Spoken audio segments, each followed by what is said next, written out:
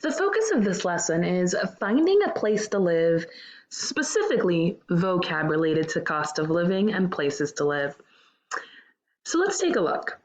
So we're going to start with the term tenant. What is a tenant? Well, a tenant is a person living in an apartment or house that is rented.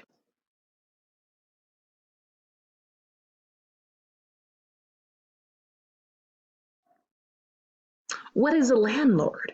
Well, a landlord is the owner of the apartment or house that's being rented.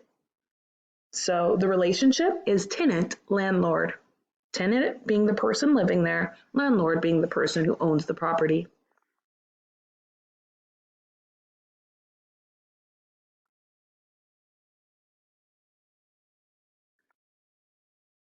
Now, when you rent an apartment, you have the option of renting either furnished or unfurnished.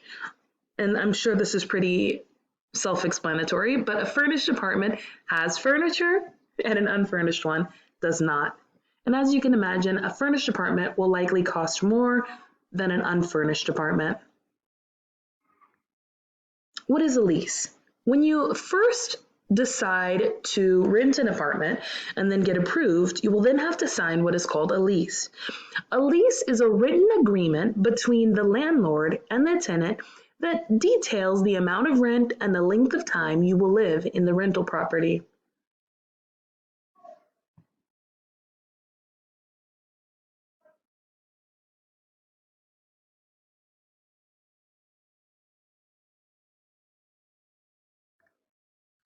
If you break the terms of your lease, you can get what's called evicted. So what is eviction? When a landlord removes a tenant who has failed to pay rent on time or broken the lease in any other sort of way.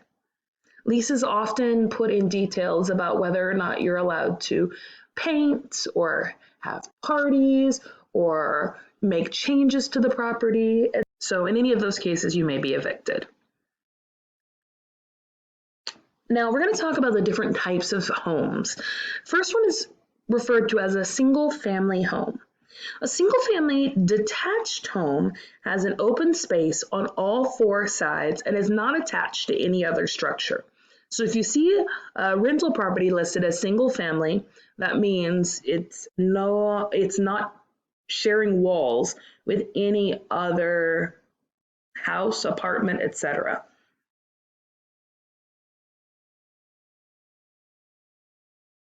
All right, then we have what are called multiple family homes. A multifamily building or home has multiple units owned by one or more parties. In other words, townhomes or apartments, they share a wall.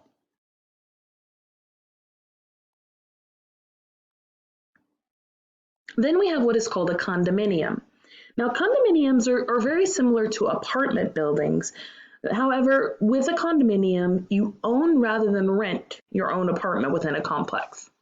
So exact same idea as an apartment, except you purchase it like a home. You own it, meaning you can make certain changes.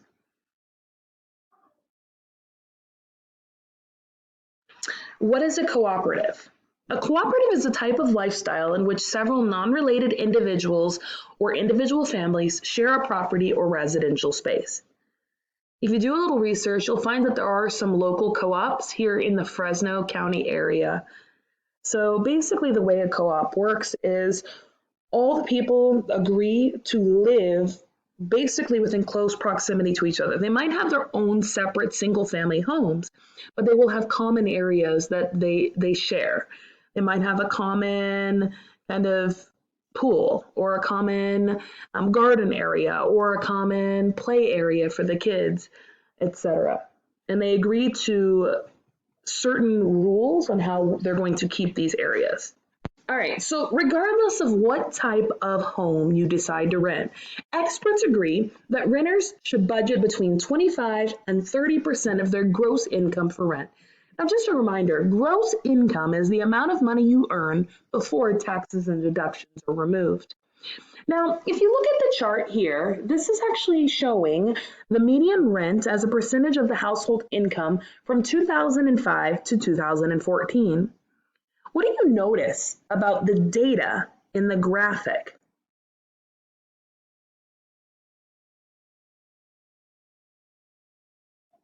Now, what I'm hoping you notice is that around 2009, that the amount people were paying in rent went above that recommended amount, right? So from 2005 to 2008, most renters were able to stick within that 25 to 30% range. But something happened in 2009 that caused the rental amount to increase such that the median rent for everyone was above that recommended amount. This is problematic because money now spent on household rent is now being taken away from food and other necessities.